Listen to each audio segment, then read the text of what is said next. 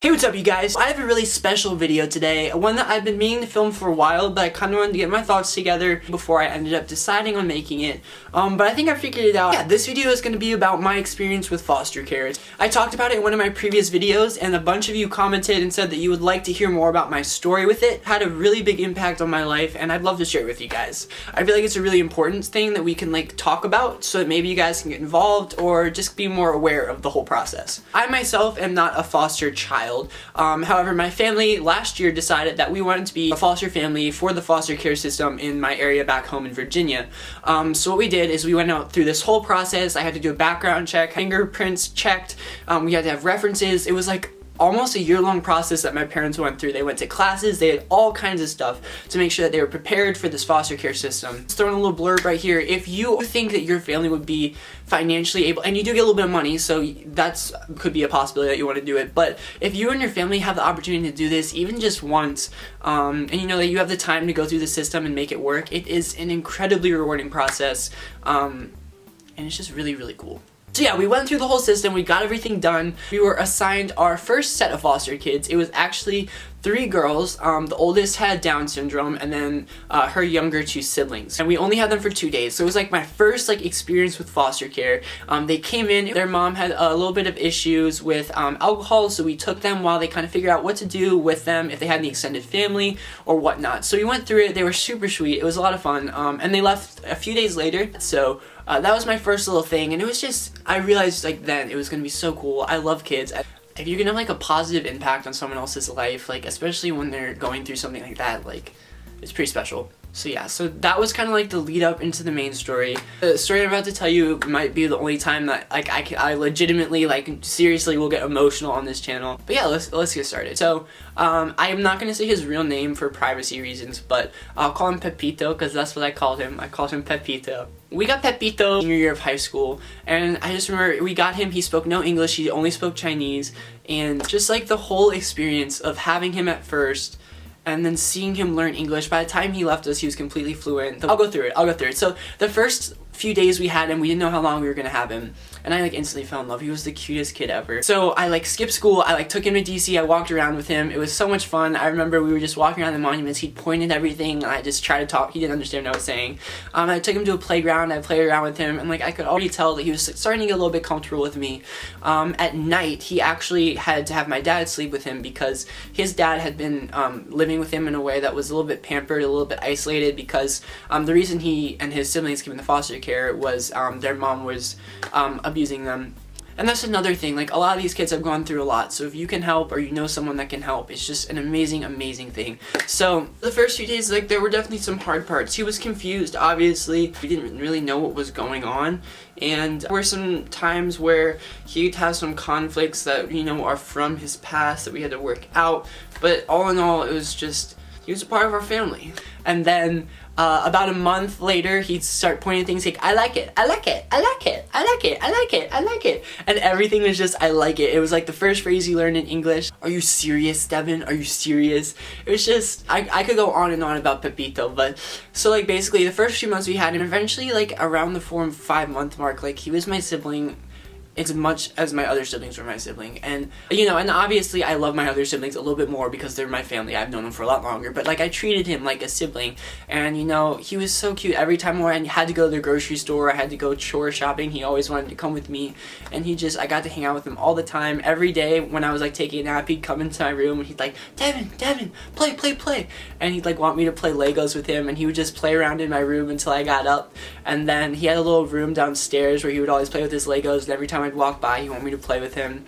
And so just gradually started to become more and more part of the family, and he started to pick, we're very sarcastic, we started to pick up our sarcasm and just all of the parts of us that are just so much fun. So it was just really amazing. And throughout the process, his dad was trying to regain custody of them, and so every week he would go visit his dad, and at first it was not getting better, but eventually it was, and it was pretty evident around the, I'd say, 11th month that he was going to end up going back. But before that, you know, we got to take him to Disney World for the first time. He got to see Disney while he was with us, which was so cool. He got to go to Maine and see our Maine house. I remember we transferred houses and he was so scared because he didn't like understand like what was happening, like that we were going to like a vacation to like another house. So we got to do that and he thought it was so cool, the house in Maine and like the water. And then we got to have him for Christmas, and I don't think he'd ever celebrated Christmas before. And like my family, we go all out for Christmas. Like we love holidays, we love giving presents. So we just spoiled him, and it was, there was this look at his eye Christmas morning, and it was like, he was looking up at me and he was like, Devin, like, for me? And I was like, yeah, buddy, like, it's for you. And like every once in a while, like I'd get the chance to pick him up at school, and it was so cool because every time I did, I'd like get out of the car to go in and get him, and he'd be like, oh, everybody look, it's my big brother Devon. And it was just so cute because he'd show me to all his friends, and he'd be like, this is my friend, blah, blah, blah. Kimberly, yes, this, and it was just so cute, and I loved it. I just like remember thinking like, oh, he sees me as his big brother. That's pretty cool. And it was so many experiences, and like, I was a senior in high school, I was kind of like in my own little bubble, and I think that kind of made me realize, like, especially because I didn't know how long he was going to be with us, like, take advantage of all the moments I had, and that made me realize that, you know, Jeremy and Tiffany and Marguerite, my actual siblings, like, I need to spend more time with them as well, because soon I'm going to be here at UCLA, I won't be able to see them as much. So Harrison had such a positive impact on me. He made me so happy. He was like my best friend. I spent so much time with him. And then around the 11th month, we started to have his siblings a little bit more often. The other family that his siblings were with started to like transition out of it because court cases, even though he was supposed to go up for adoption in the second period, they decided to give him one more chance. They pushed it off, and it looked like in the third period it was pretty much going to be it. So what happened is we thought we had a month left with him, and all of a sudden we got a call from the other foster family, and they were like, we're going out of town, and they told us that Edwin and Josh, brother and sister, were going to come with us for a few days, and they weren't going back, which means that they were planning on going to their dad like immediately. And we were really confused because we thought we had Pepito for like 3 more weeks, and so we were like, I don't know what's going on. So we had them for a few days, and they went with their dad, and then they told us, yeah, like he's leaving on Thursday. And my heart sunk. I mean, I know I just wanted the best for him, and we wanted the best for him, and the whole thing, you know, we just wanted the best for Pepito, but, you know, I wanted to adopt him. I wanted him to be my brother, and it's hard because I'm scared for him. I know where he came from, and I know what he's going back to, and I just want the best for him, and I felt like I won't get into the politics of it because it was a very long process. If you want me to make a video about the politics of it, I wrote a speech for my AP Gov class that I gave, that I could give to the camera, I could tell you guys about it. But I was just worried, and I loved him so much, and it's just really special when somebody who's been through so much at such a young age looks up to you and loves you so much. And because, as I said, like, his dad was his figure, and the mom was kind of a dark figure in his life, so he always looked up to the guys in my family especially, and it was really special, and I wouldn't trade any moment with him for the world. But so all of a sudden it was like a few days left, and I mean, so I started spending as much time as I could with him. I did more Legos, I hung out more. I had him sleep in my bed with me one day because he's always wanted to do that. And I remember we went to my sister's Marguerite softball game, and he said goodbye to Marguerite, and then we drove to where we were going to drop him off, and he was always excited to see his dad.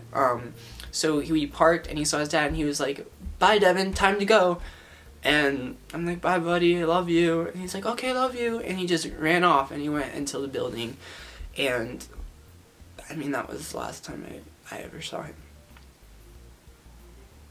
And I know that was what he needed. I know that he's gonna have hopefully a really good life, and if anything else goes bad, we'll be here. Hopefully they'll let us. But we're not allowed to see him. That's one part of foster care that's really hard. His dad decided to terminate our ability to see him, and you know, I've always thought, well, I'll just show up at his school, just say hi once, but I don't know if I want to cause that big deal. Maybe one day. But I did write a letter to him that I posted on all my personal social medias. That maybe it could be a follow-up video. I'll read you the letter. It was just kind of, if he ever sees it, this is don't forget about me kind of type thing. But it was definitely my time with Pepito was one of the coolest things I've ever done in my life, and it was one of the most rewarding, and it was hard, and it's made me realize, like, I care so much about my siblings. I've always been a family person. I've always chosen to hang out with my family over going out to parties and stuff, and it just made me realize more of that. Like, I don't know, I really miss him. I have dreams about him all the time, like getting to see him again, and, you know, it's hard. But I wouldn't, you know what I mean? I wouldn't trade the time I had with him for not ever having met him, you know what I mean? So, it's kind of hard, but I think that if you guys ever have the opportunity, the potential rewards of the foster care system are incredible. And I think you should really look into taking advantage of it for you, for your family, or just for you, if you have the opportunity to, if you're older, for yourself, because it's amazing what you can do for these kids, and these kids need someone that will treat them with respect and love them, and they just want to be loved. They just want to be loved. So yeah, I wanted to share that story with you guys.